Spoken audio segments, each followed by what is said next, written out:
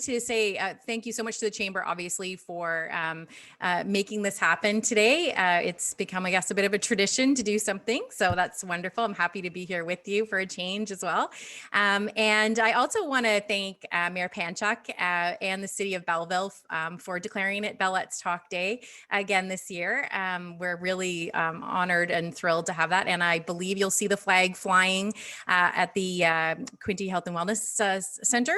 So go check that out if you're out for a drive today. So thanks very much to the city and the chamber for the leadership that they're showing. It means so much to so many, I'm sure. So as I said earlier, it's the 11th annual Bell Let's Talk Day. And I have to say last year when we were doing the 10th annual, I don't think any of us had any idea what was right around the corner. But here we are. And I think that despite all of the challenges, we're doing our best, but mental health certainly has been impacted. And if hopefully some of you have seen our ads, and I do believe that they're very on point in that now more than ever, it's important to have these conversations. And whether it's just over the fence with a neighbor or having these amazing opportunities as groups at these virtual events. Thank you so much. And thanks for taking the time out. So I did mention earlier too, that when we started this campaign, all those years ago, I think it was talk, text, tweet. It was very, there wasn't a whole lot going on. It was awesome, but now I'm going to tell you how you can participate in Bell Let's Talk Day. And for every one of these interactions, Bell will donate 5 cents more to mental health initiatives around Canada. So today we encourage you to text, talk, tweet, video viewing using the hashtag BLT whenever you're retweeting or sharing anything on any platforms. You can participate via Facebook, Instagram, Pinterest, Snapchat, TikTok, Twitter, and YouTube in terms of watching our videos. So that again is very new. You can create a video on TikTok and hashtag Bell Let's Talk as well, which is kind of cool and fun this year. And you can also use the Bell Let's Talk frame or Snapchat filter. So a lot of ways you can participate, a lot of ways you can share, and it will increase our allocation to mental health programs in Canada. So I just wanted to say that, we will see that number climbing today. And I think, as I said earlier, we're already at 25 million interactions, and that will just keep going. But it's so much more than just what you see online. I think it's the conversation that is going on once we shut everything down at the end of today. Keeping that conversation going, talking about our mental health, sharing is really, it's so important. And I have shared myself to say, I dream of a day when we just not take courage to talk about mental illness, when we don't feel like we need a day where we have to allocate it to say, today we're going to talk about it. It can just be everyday, part of everyday conversation. It's just illness. It's not mental illness. I think that would be the dream. Anyway, I'm so honored to introduce Bria. First of all, from the routines we set to the words we choose to use, when it comes to mental health, every action matters. And that is so true and so impactful. Today's discussion on mental wellness will explain the actions you can take to improve and maintain your mental health, including simple things you can do to reduce anxiety. Sure, we can all use that, manage depression, and more. We'll also look at how to identify mental illness and how to initiate a conversation around it. Currently, Bria is a registered psychotherapist at Restore Balance, a multidisciplinary team of psychologists, social workers, registered psychotherapists, and administrative professionals who provide a range of psychological and counseling services through multiple locations in Ontario, including Belleville. Lucky Belleville. Her Master of Science in Psychology and her undergraduate degree in behavioral psychology, including her current work as a therapist and personal trainer, have given Bria the knowledge and tools to help individuals make long-term lifestyle and behavioral changes to achieve balance. without further ado, I'll turn it over to Bria and say thanks so much for being part of the conversation today. Have a great day.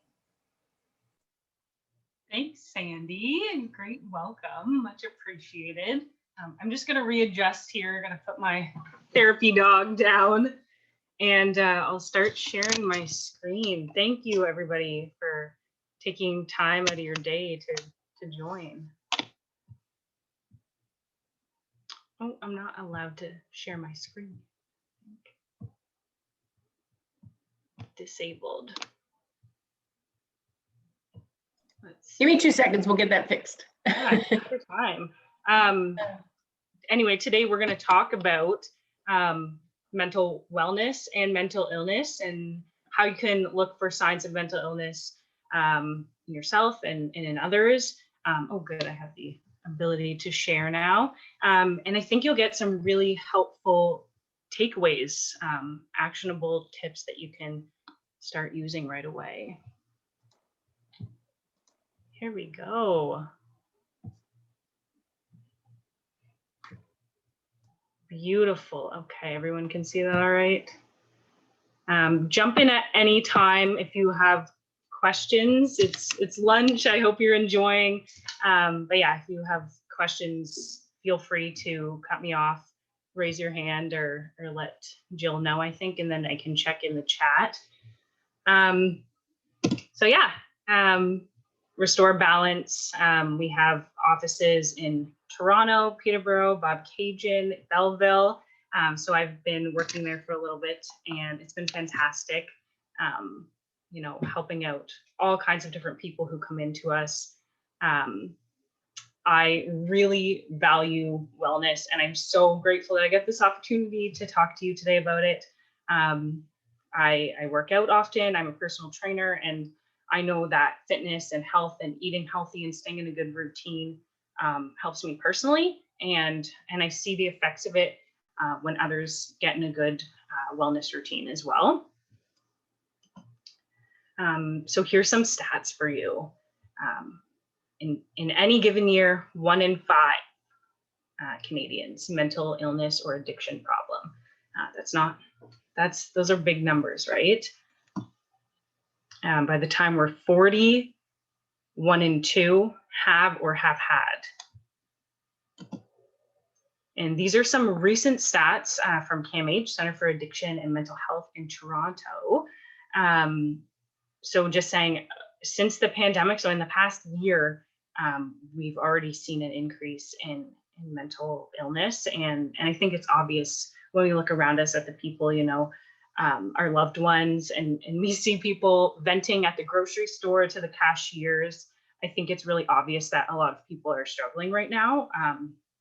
And it's only been like just under a year that we've seen these numbers go up. So that's alarming. So I'm so thankful we have the opportunity to have this conversation. What is mental wellness?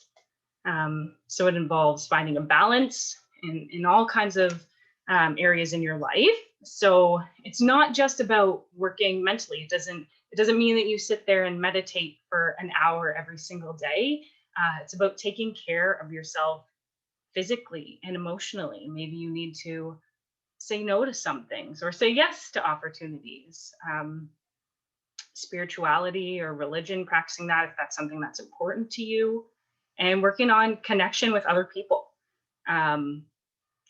via virtual methods or whether it's safe to do so in person, and really honing in on your hobbies. I think that's huge part to mental wellness, is having things that we're interested in and that bring us joy and life and things that we can feel like we have a purpose. So some things to consider. How do you typically find balance in your own life? You know, are you 90% work focused and that's a really big stressor for you? Maybe we need to balance it out a little bit more. What has or has not worked for you in the past? Maybe you have tried a routine to be more well, but it just fell through. And what were your takeaways from that? I'm going to toss that out to you. Is there anybody who wants to share? Is there a time in your life where you tried to find balance? Maybe it did or it didn't work. Bria, it's Jill, and if you want me to comment, Yeah. I think we could say that oftentimes, especially in the world of small business, many of us hide maybe behind the everyday work, and we find solace in having things to do, and it allows us to kind of push those feelings of anxiety or concern or whatever down deep so that we can just function. And as a result, sometimes, as anything, it's a bit of a pressure cooker. That's when it kind of pops out in the most unwanted ways from time to time. So if you find balance by trying to quelch it through work, maybe that's part of the problem. That is huge. Thank you, John. I'm so happy you said that. That's a really big problem, that in our society, we're kind of taught you need to be busy, you need to be productive, you need to be doing things all the time. So when is that break? When does the balance happen? And especially if it is something you love, especially if it is your business and it's something you're passionate about, where is that line where you can really take time out for yourself? I think, that's a fantastic point. And so even just trying different things, trying something that's outside of your routine, can be huge. Even, making a call to someone you wouldn't normally call on a Wednesday, just taking the time out of your day to do things like that. Especially now that, we're working from home, there's opportunity. Maybe you walk your dog at noon. Just trying to, instead of bearing those feelings, like you said, of anxiety, of stress, taking action to, change things up, get out of that rut, get out of that routine. Thanks, Jill. That's huge. Purposeful action. So like I was just saying, you really do have to try at this. It doesn't just happen, good things don't just happen. We really have to work at it. And so you need to be consistent and intentional for the things that you want to accomplish, and whatever feels good for you. It might not look like what Sally down the street is doing, but what you're doing, you set those intentions for yourself. I like that. Repeat. You got it. So in order to maintain mental wellness, it's crucial that we learn to relax. Take deep breaths, stretch, meditate, whatever it is.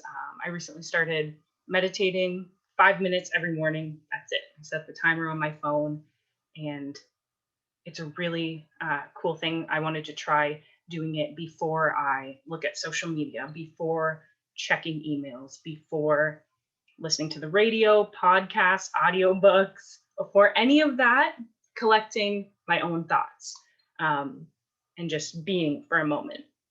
So whatever that looks like for you, taking your time before, interacting with the rest of the world, because the world is pretty much at our fingertips now. So that's huge. And being mindful of using substances to relax. That's very common, going out for a smoke or having a glass of wine. And of course, that's okay. Of course, just being mindful of, the frequency, or is it a habit, or do you need this? Are you dependent on it? And then maybe seeking other ways to promote that relaxation instead of using the substances. Everything in moderation, It's important to connect with others. Organize a family games night. You can do that online. My 80-year-old grandmother just joined one the other night, so anyone can do it. Connecting with others, having coffee over FaceTime right now, going for a distance walk, super, super important. There's a reason, like when people are in jail and they put them into isolation or in the hole, like there's a reason that is really tough on the inmates mentally, because you're alone. We're not meant to be alone. So I think that's a really important piece. And focusing our energy on what we can control, because so often we are worried about the distant future. We are worried about the next 5 minutes, the next 10 minutes, the next 10 years. And all those worries just crowd our brains. So focusing on in the moment, what is it that you can control?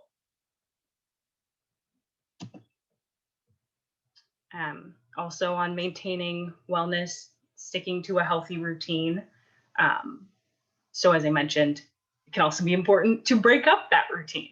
So we want to eat healthy, exercise, sleep, and then also have some spontaneity in there, for those of us who are more work focused, and we need a little bit of extra variety in our routine. And yeah, mindset is huge. I think that we have taken a lot to complaining, and I know a lot through Facebook. There's a ton of complaining or nasty comments. So I think just really trying to keep our own minds clear and positive, and sharing that with other people, so important. And then exercising, minimum of 30 minutes, 4 times a week, helps with everything, really, especially getting outside. I know it's cold, but benefits of movement. Yeah, on that note of exercise. So we all know this stuff. This is stuff you've heard, stimulating blood flow, helps with sleep. Of course, sleep is huge. Memory, just because of that blood flow going to your brain, increases creativity, which is one that I don't know that a lot of people know, but just if you're taking a break and moving your body, you're getting that energy flowing. And I think that's huge for creativity and cognitive functioning. And the tension on your hips and lower back, just from sitting, being seated a ton. We're seated while we're driving, working, watching TV. And then I know a lot of people have back problems and hip problems, and we're really tight through there. So doing regular movement, so important for taking that tension away, and just keeping your mobility. Ooh, let's get moving. Love it. Everybody up. I can't see you, so I have no clue if you're actually going to participate. I'll just trust. I know that people are still eating. We're going to do a little bit of movement. This is so important, and it's something I'm passionate about, and I want to share it with you. I'll adjust here. Something you can do at your desk. I know people have full stomachs, so we won't make it too intense. But let's get moving. It's going to be easy, don't worry. Start with some shoulder shrugs. Good, get that tension out of your neck. You can do this with eyes open, eyes closed, whatever is comfy for you. Good, last 2. Good, and tilt your head to one side. Work out your neck a little bit, other side, because we hold so much tension in there. Good, a couple more rotations to one side and then the other.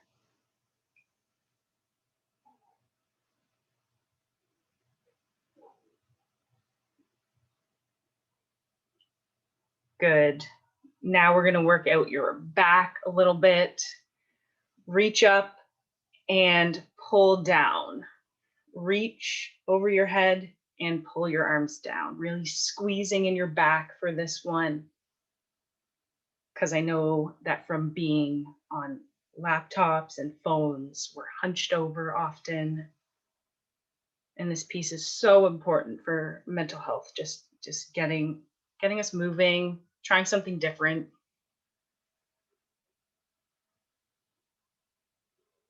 Good. Good. And then I want you to stand with your arms over your head and reach one arm to the opposite side of your body overhead. So you should be getting a nice stretch through your side. Take a deep breath while you're there.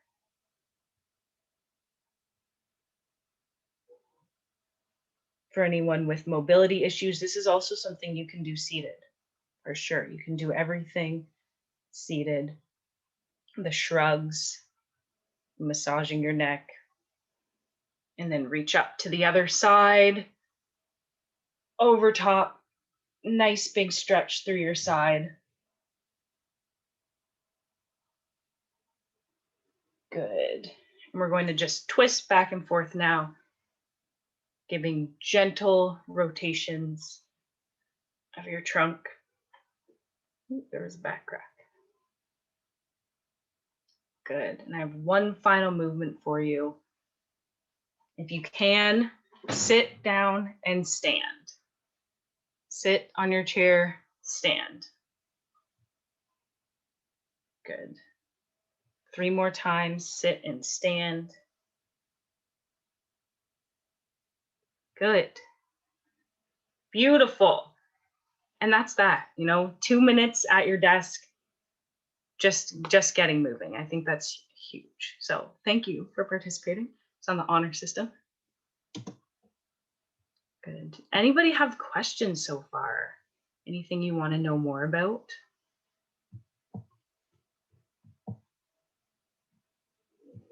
Beauty. We'll move on to goals. And if you do have questions, feel free to jump in at any time. Let's talk about setting goals for making those changes that are really important to making sure that you're well or in control of your wellness, Lifestyle changes are more likely to produce results if the goals are SMART. So I'm sure you've all heard of SMART goals before. So specific, measurable, achievable, realistic, and timely. The biggest piece of this that stands out to me is making sure that the goals are achievable and taking small little objectives to get there. Because a lot of people are black and white. They say, I don't exercise at all and I'm going to start exercising 5 days a week. Or I want to walk more often and I'm going to do it every single day for 2 hours.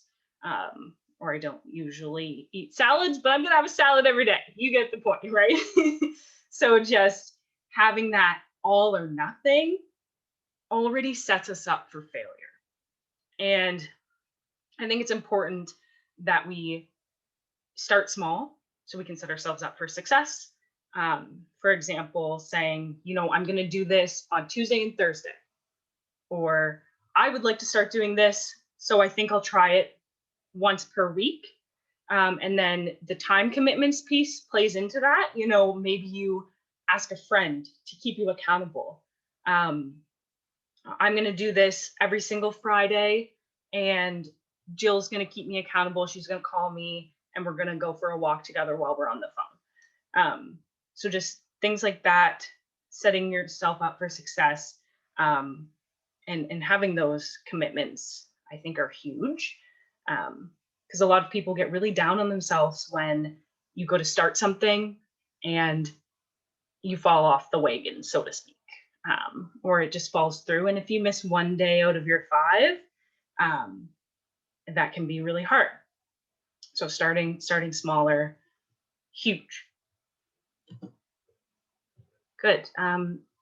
Here are some tips on how you can recognize need for mental health. So common symptoms, you might see crying spells or bursts of anger. Maybe you're crying because you dropped a plate, or because you're running late for something. Maybe you're yelling at your dog and that's not normally what you would do. If you've been eating your appetites more or less than what it usually is, not sleeping well, waking up multiple times in the night when that's not the norm for you.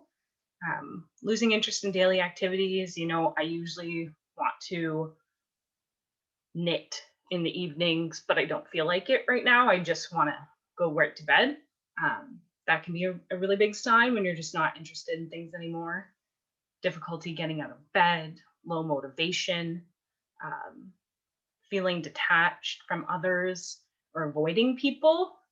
Oftentimes when we get stressed, it's easier to be on our own, or so we think, so we think it's easier to push people away, when really other people are just there to support us. Drinking more, if you notice you need to have a glass of wine every single night, or you need to have 3 instead of before you're having 1, or taking more prescription pills. Same goes with sleeping. If you have to take a few more sleeping pills than you did before, that can be alarming. And then when attendance gets spotty, maybe Joe is showing up late for his meetings, or he hasn't been showing up. Instead of, getting mad at Joe, that's an opportunity for us to say, hey, Joe, what do you need? What's going on? How are you? And how come you're coming late? And maybe it's because he didn't want to be there, but maybe it's because he's really stressed and he can barely shower, and just showing up is a big enough step for him. So if it's half an hour late, that's good enough for Joe. So it's really important that if we see these signs in other people, we're maybe reaching out and asking them, what's going on? You okay? You can keep it casual. So responding to people in distress. So talk to somebody you trust. That's exactly when you see those signs on that last list, let them know that you're concerned. I think that's huge. Be accepting and non-judgmental. So if Joe is saying, I have a really bad drinking problem, that's why it's hard for me to come to work on time, we're not trying to fix it. You're just there to listen. So maybe you're not necessarily referring Joe to go to AA, but it's like, I'm here to listen, buddy. Like, what do you need?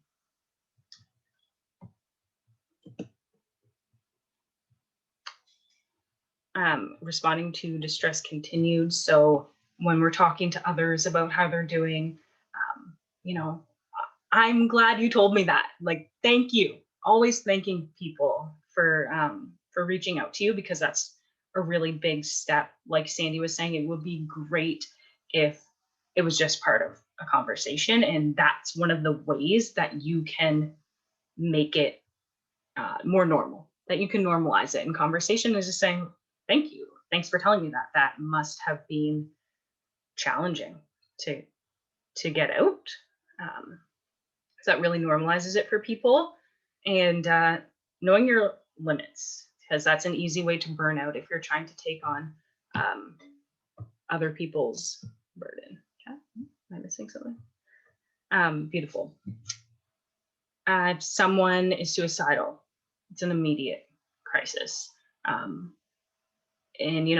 people always say, oh, that person's just doing that for attention. I don't think it's really true. Maybe it's an empty threat, but we take it seriously nonetheless, because the suffering is real, right? Whatever they're going through, to say that you're going to commit suicide is warrant enough to seek out more help. So a crisis line, we have some numbers listed coming up in a slide, and calling 911 if it's to that degree. But definitely a crisis line is really useful for that. And reaching out to someone and saying, hey, are you really thinking suicide? And using that language so that they understand the extent to what they're saying.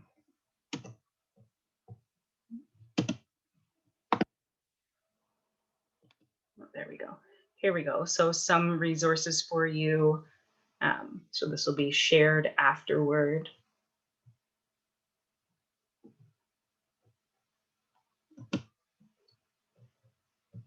All right, so some do's and don'ts. You're going to want to offer relevant resources, just like on that sheet, maybe even in your purse, your wallet, whatever, you have a little piece of paper. That's a crisis phone number, just in case you ever came across anybody. Setting expectations for yourself and others, and boundaries, right? We're not overstepping that. We're not trying to fix. That's what the professionals are here for. But you can support people in other ways just by listening. Asking questions to get more information, and encouraging self-care. And self-care is huge. It doesn't mean you're going to get a pedicure and a facial. Self-care is maybe saying no to taking on an extra task. Self-care is doing that 30-minute walk. Self-care is maybe having some pizza with your family and relaxing. So it's different to everybody, and it's different at all times. So just encouraging, how can you best support yourself, really?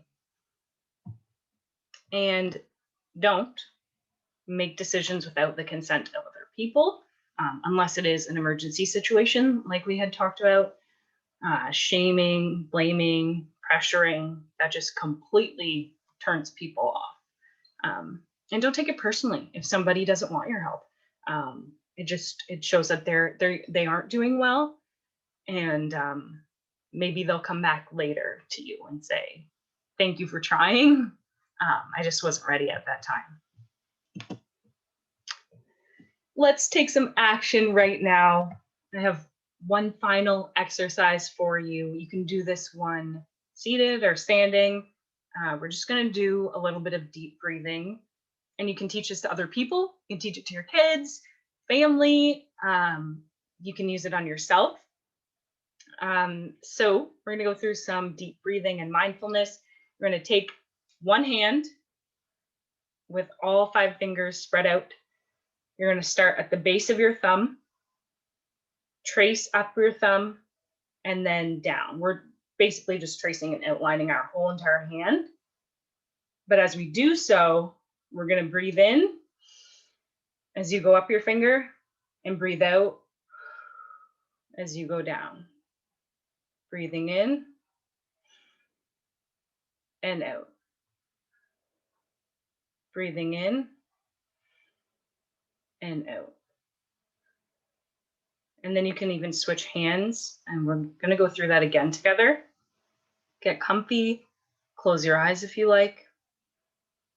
This is a really good one to ground you, bring you into the present moment if you feel overwhelmed, if you feel like you can't focus. This is a great one to help you concentrate on getting a nice deep breath, calming your body, and also just focusing on the motion you're doing. So we're going to trace our other hand and breathe with me.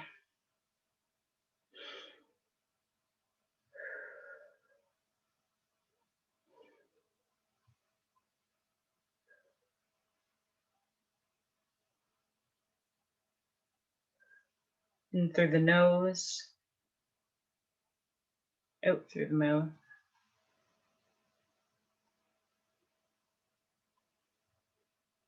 Good. And it's amazing how calm you can teach your body to be just after that 5-second exercise. Thank you. Thank you for listening. Thank you for being a part of this conversation, this initiative. It's huge. If you have any questions, definitely ask. I'm glad that this will be shared as a resource. Yeah, thank you.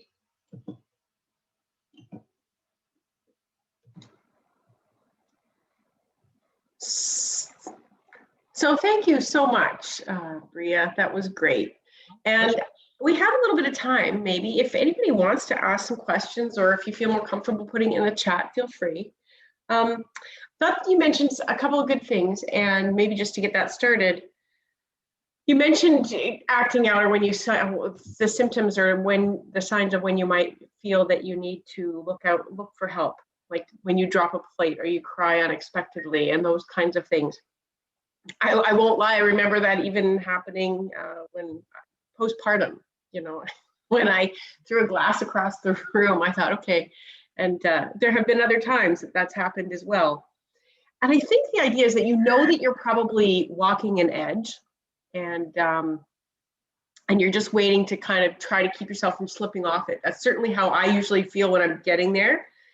But if somebody's never sought help before, I think part of the stigma that surrounds mental wellness or illness is that once you've kind of committed to a diagnosis or acknowledging that it's kind of like diabetes or another illness that doesn't go away or that can't be managed.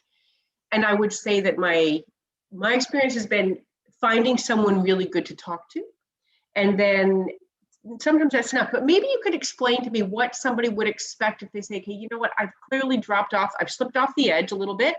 I might not be all the way into the ditch, I might not be that in trouble, but I know that things aren't right. So what would someone expect to go through there? Great question, thank you. And yeah, I think that's so common. I mean, that happened to me the other day where I yelled at my dog and I was like, oh, that's not me. I love her to pieces. Bria, you need to take a step back. You need to go for a walk. You need to do some relaxation. And so just recognizing those signs in ourselves. And then when people come in for help and are worried about getting a label, getting a diagnosis, having something that's incurable or going to stick with them, you know, I think that that's sort of a myth. I think that we could start thinking and talking about mental care just like physical care, like going to the chiropractor or physiotherapy or massage therapist. That's a great way to think of it, actually. You know, I'm not, if I have back pain, it's not necessarily chronic.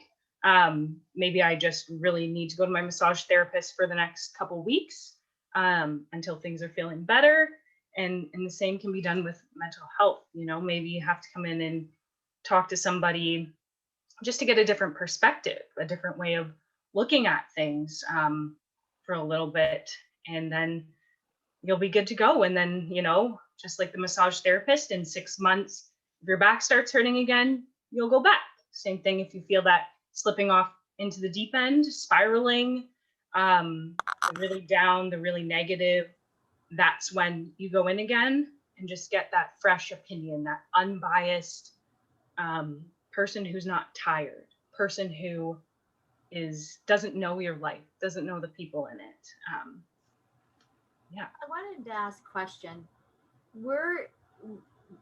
This is for our staff, but it's also for our staff because we're frontline. We're dealing with people that are acting out, are yelling at us, are throwing things at us, and even worse. I was just thinking while you were talking, because I know the individuals that are way out front. Have you ever seen, like, we're an organization, and I'm just thinking about this, that you have a code name, say Robin, and that tells the other staff that you are actually going to a debriefing room where you just need to have 15 minutes with no lights to just calm yourself after what just happened to you, even that hand exercise, and or take a walk. They have whatever 15 minutes they want because of the situation that was so violent towards you. Mm-hmm. I don't know if these other businesses are dealing with that, but we're a food bank. We're a frontline food bank and cafe. So that's why I had my staff do this, not just for the clients, but for themselves, for them to acknowledge when that point has happened and they need to say Robin and go somewhere for 15 minutes to not just think, okay, I'm going to just fight this through. I'm just going to, at the end of the day, your family's going to deal with that situation. Or I might come up and ask a question and then I get, what do you want that for? so you know what I mean? We've had some situations like that. So I'm trying to find the happy medium for our staff to identify with the clients, what's going on with them, and how's that's evolving you as a frontline worker. That's incredible, Suzanne. I think that's so great. I come from frontline work, in group homes, so working with adults with disabilities. So there was tons of that, tons of the violence and the yelling and the restraints. And that's actually one thing that we didn't get enough of. So I think that the fact that you're thinking of that is so incredible.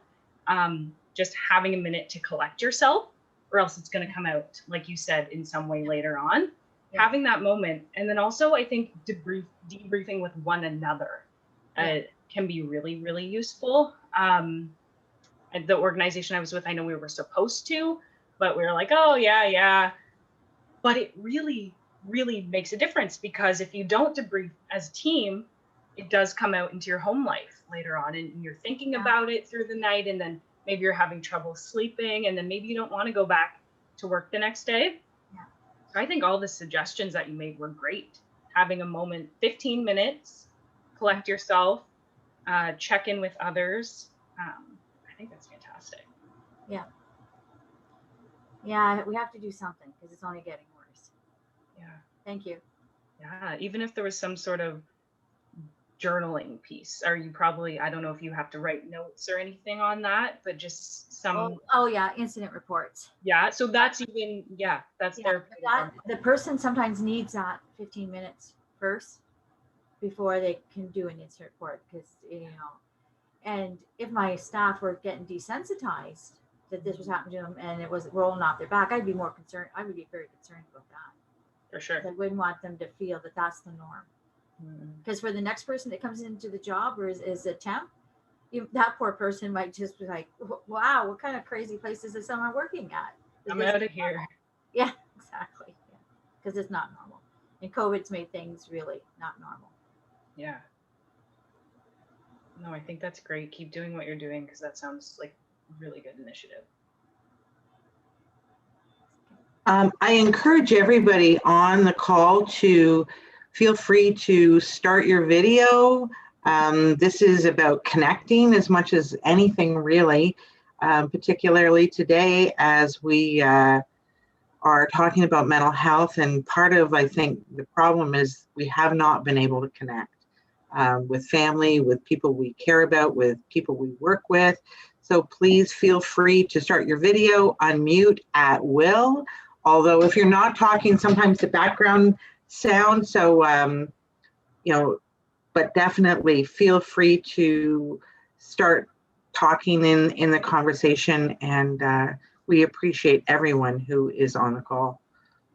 The more awareness we can make, the better all of us are going to be. So this is going to be rerun, because 30% of my staff had to empty a big truck from Walmart. So they didn't get any of this, because we're still in operations right till noon, and it came late. So it is running. It is running. And in fact, the recording will be in your chamber chat. And I think you're doing that tomorrow, right, Jill?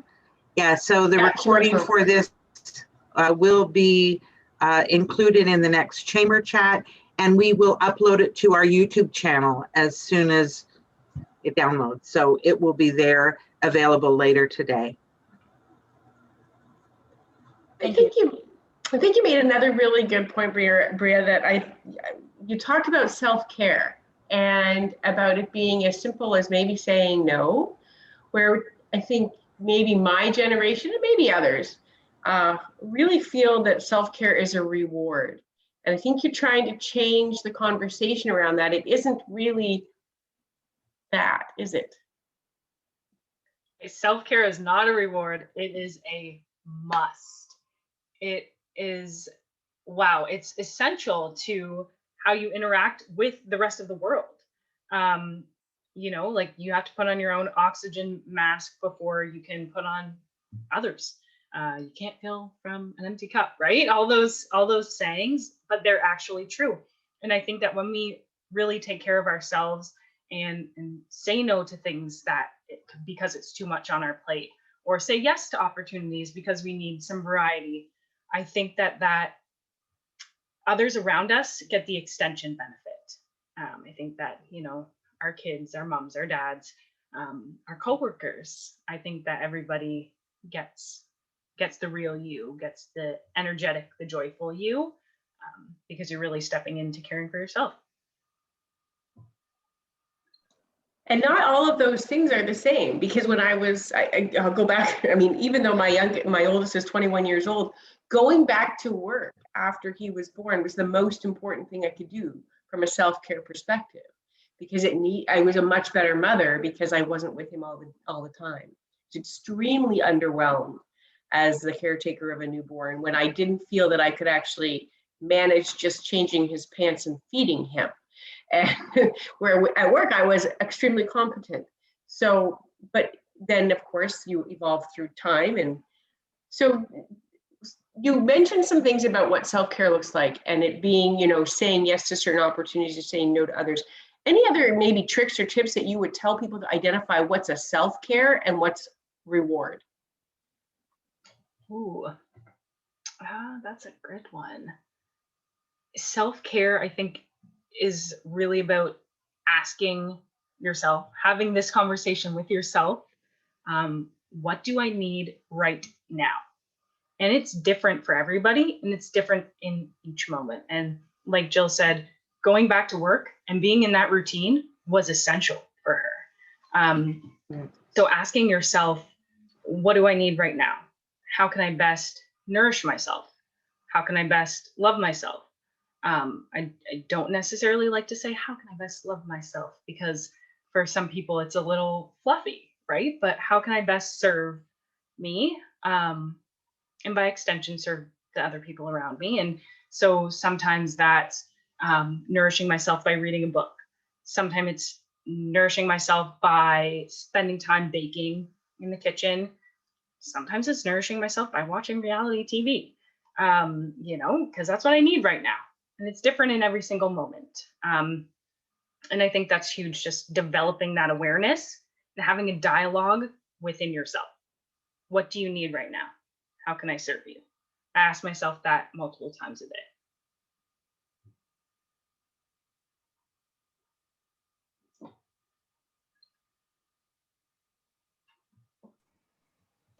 I mean, I could talk about it all day long. So if there's anybody else who has a comment here to make, it'd be great to hear from you. I mean, and I think that again, we're trying to work around the stigma of what mental wellness means, and the fact that it's a state of being. And I love the fact that you talk about having that self-dialogue with yourself within daily, multiple times a day. This isn't something that you just kind of say, okay, you know what, I'm going to reserve 30 seconds in the morning for this.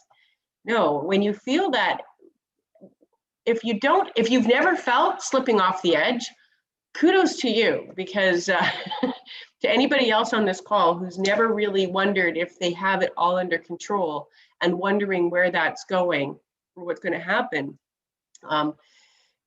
And if you have had that feeling, like, I love the fact that you said we have to do it all the time. We have to kind of check in regularly. And I think if you watch too much reality TV, you may feel that everybody has this sense of happy that's very different from what I consider as, you live a life of a roller coaster, or you live a life of a merry-go-round. And when you're roller coastering, the highs are awesome, the lows are awful. When you kind of come to terms with the fact that if life is a merry-go-round, there are little ups and little downs, but it's mostly pretty even paced. And sometimes a sense of what happy is could be confused with just being stable. Yeah. No, that's huge. That's so true. And we really do need the contrasts between the highs and the lows. So that we know, because there are days, maybe it's 2 p.m. and you say to yourself, oh, I still have energy. Usually I'm tired by 2 p.m. and I need a third coffee. And so we do kind of need that contrast to say, today's a good day for me. And really acknowledging and being grateful for those times when we feel like we're at our best, so that we can appreciate, where we've come from. Hi.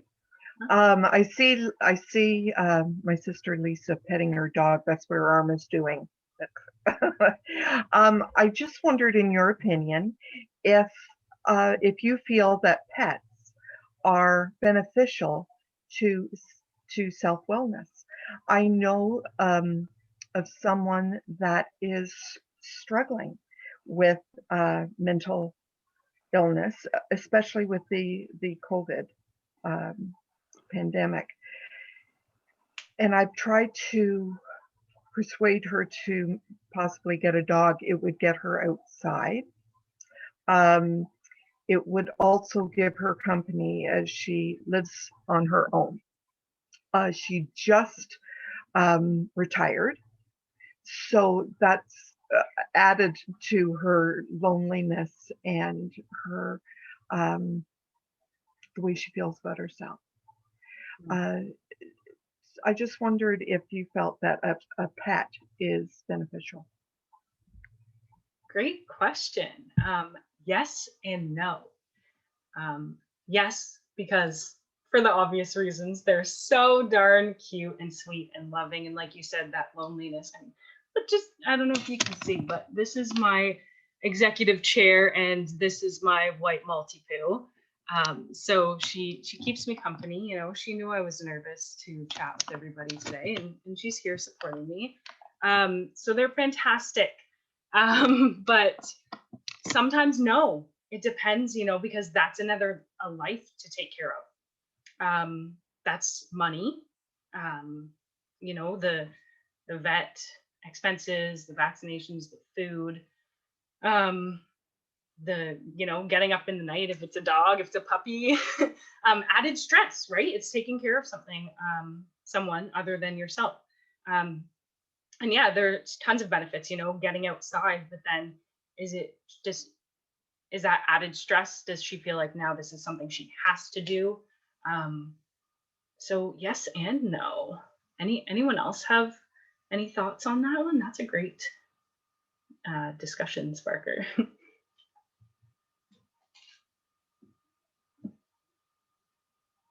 I love my dog. I wouldn't change anything. So. I think it's a good point, though, the yes and no. You know, it's something that I actually am wondering how many people have gotten puppies and kittens during COVID, and you know what's going to happen when everyone goes back to work. So I think right now it's pretty tempting to think, but I think you're right. You've got to think long term about what kind of stress could it possibly add onto your lives, and what's your plan for the next phase, because someday we will go back to normal, and you know, you've got to be ready for that. So I think it's a fair point that it's wonderful, but the stressors could be there too. So let's hope everybody is going in with eyes wide open. Just like it sounds like a good idea to have a baby, but it's a lot of work. Yeah. My dog is going to be stressing when I go back to the cabin. Yeah, because it was funny when we were both, my husband and I were both working from home March to May. He continued to work from home until just recently. He's just here in the mornings, gone in the afternoons. Now I'm here all day. So our dog is loving it. But when we go back to normal, she's going to be stressing, you know, and I worry about that because she gets used to, as I just let her in 5 minutes ago, you know, that's worry for me. But love having her anyway. I was just going to jump in earlier and say, and not just about pets, but I think that, you know, Bell Let's Talk Day is one day, but we do like to have this conversation all year, right? And I think it'll be important for us all to check in when things go back to some semblance of normal. Is I do think, and I'm sure Bria, you'll see this, and you probably can somewhat agree with me that the mental health curve isn't going to flatten as fast as maybe our COVID-19 curve will. And I think that going back to work and going back to that routine, and not that it will ever be the same probably, but there's going to be a lot of adjusting for people going back into that reality. I speak for myself as somebody who's on the road, you know, 75% of the time. Going back to travel is going to be very stressful, I think, for me. And not that I don't love my job, but it's been okay to be working from home, and I've gotten used to it. So I think it'll be important for us all to check back in and continue this dialogue maybe differently. Bria, this time next year, hope we have a different conversation, but I think it'll be an equally important conversation to continue. No, you said it, Sandy. I mean, transitions in general are so hard. Yeah. And we think about that for like children with autism, where everyone's worried about their schedule, their routine, their transitions. We don't think about it for ourselves. No. And we really need that. We need the structure. So, and then how do I say your name? K-Y-W-I. Quinn? Kywin. Okay, I love that. Just as it's spelled. You had mentioned about your friend who had just transitioned to retirement, and yeah, any type of transition like that is so challenging, and we don't give ourselves enough credit. We just say, "Oh, I knew this was coming. Oh, I knew I'd be working from home. Oh, I knew I'd be going back to work soon. I knew I'd be retiring soon, so it shouldn't bother me." But it does. It's a really big change. And so we need to honor that and be compassionate, and then ask ourselves those questions, you know, now that I'm retired, what do I need to, what will serve me? Thank you. Yes, and so I guess on that note, we will kind of take the recording and put it out there for anybody to review. Bria, thank you, and Restore Balance for supporting this event, with you, Sandy, for once again making sure that we find time to put this into our conversation. And I can just quickly plug the Bell Let's Talk Community Fund is open for applications now. So it is for registered charities. So if you aren't working for one, perhaps you know about something going on in your community, we would love to see applications come in from the region. So feel free to send anyone my way if you feel like they would benefit from a conversation about the Bell Let's Talk Community Fund. It is a wonderful granting vehicle for for charities that are increasing access to care. So. Okay, and what programming is allowed to apply? It's focused on mental health organizations who are increasing capacity and access to care. So, you know, really, I think of your lovely enrichment center and places like that. But John Howard Society has been a past recipient. So anybody that's providing mental health services and is a registered charity. Yeah, but you can reach out to me directly through the chamber if anybody on this wants to refer somebody. Happy to have a chat. Perfect. Well, thank you all for joining us today, and I hope you enjoyed lunch, and we'll look forward to seeing you again soon, hopefully with full bodies and not just doing our little, like I said, I think you faked me into doing squats. I'm just gonna say. They were squats, yeah. All right, thanks everyone, enjoy your day. Thank you.